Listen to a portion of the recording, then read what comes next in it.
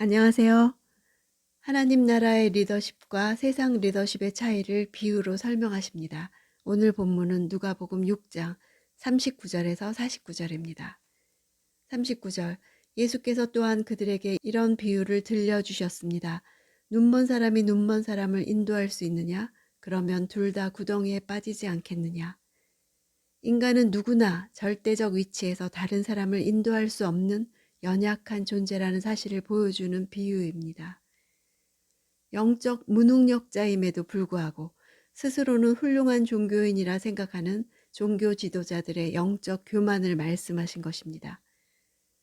헬라어로 눈먼 사람과 교만은 같은 어원에서 비롯되었습니다. 소경, 튀플로스는 교만하다, 튀포에서 유래한 단어입니다. 영적으로 교만하게 되면 결코 영적 진리를 발견할 수 없다는 것입니다. 40절 학생이 스승보다 나을 수 없다. 그러나 누구든지 다 배우고 나면 자기 스승과 같이 될 것이다. 인간이 남을 지도하는 수준에는 한계가 있음을 보여주고 있습니다. 영적으로 무지한 종교 지도자들의 인도함을 받는 제자들 역시 영적으로 무지할 수밖에 없음을 보여줍니다. 바리새인의 제자들 역시 그 스승과 마찬가지로 결국 영적 진리의 핵심에 이르지 못하고 구원의 대열에서 멀어지는 것입니다.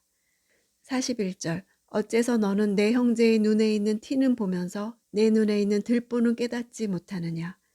티와 들보의 비유를 통해서 당시 종교 지도자들이 돋보기를 들고 남의 눈에 있는 율법의 가장 사소한 부분까지 뒤지고 다녔지만 자기에게는 총체적 불순종이 있다는 사실은 깨닫지 못함을 지적하는 것입니다. 42절 내 눈에 있는 들보는 보지 못하면서 어떻게 형제에게 형제여 내 눈에 있는 티를 빼자 라고 하겠느냐. 위선자여 먼저 내 눈에서 들보를 빼내라.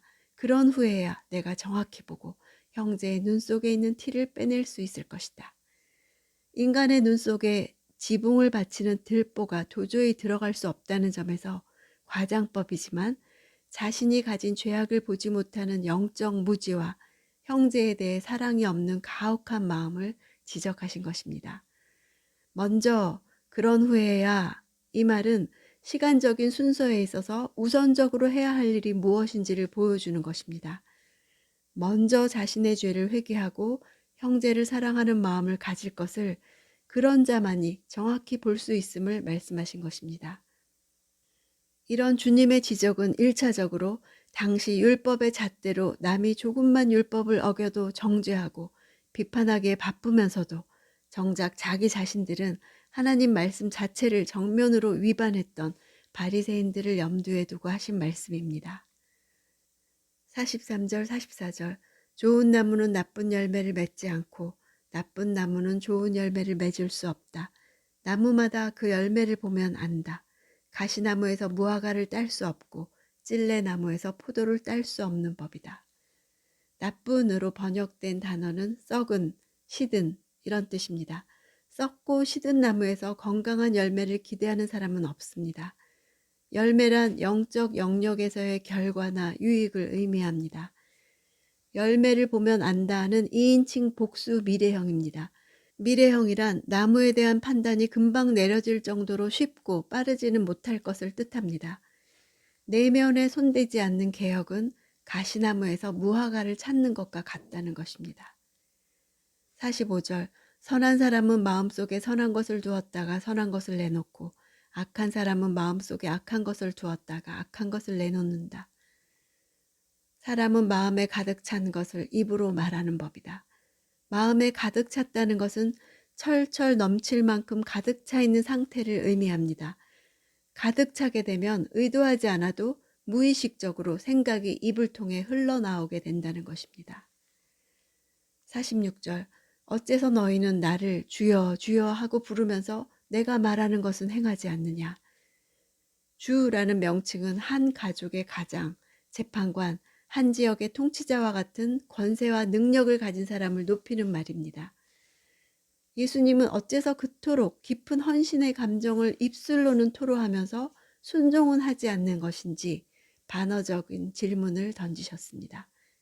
48절 그는 땅을 깊이 파고 바위 위에 단단히 기초를 세운 건축자와 같다.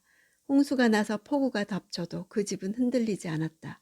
그 집이 잘 지어졌기 때문이다. 예수님 당시의 사람들은 이 이야기에서 당대의 엄청난 건설 프로젝트인 헤롯의 예루살렘 성전 재건 사업을 떠올렸을 것입니다. 그 성전은 심판받을 것이었습니다. 49절. 그러나 내 말을 듣고도 실천에 옮기지 않는 사람은 기초 없이 맨 땅에 집을 지은 사람과 같다.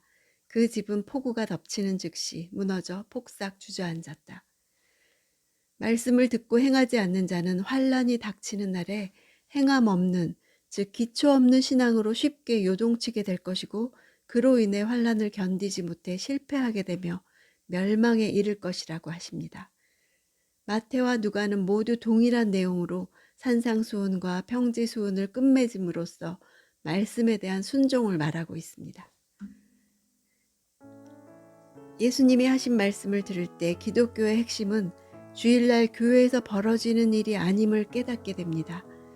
진정으로 그리스도를 따르는 삶은 주중에 집이나 사무실이나 온라인 공간에 있을 때 일어납니다. 그런 곳이 바로 제자들이 진심으로 그리스도를 따르고 기꺼이 순종하며 진실되게 사는 장소입니다. 예수님은 완전히 새로운 왕국에서 그리스도를 닮은 시민이 되라고 하십니다. 세상이 어리석다고 하는 것이 새로운 왕국의 삶에서는 지혜로운 것이 됩니다. 이런 기준이 그리스도인들을 세상 사람들과 구별되게 합니다. 제자 훈련은 장기적인 관계를 통해 옵니다. 여러 해에 걸쳐 이루어집니다. 큐티하는 하루하루가 쌓여 진정한 제자로 성숙해 갈 것을 믿습니다.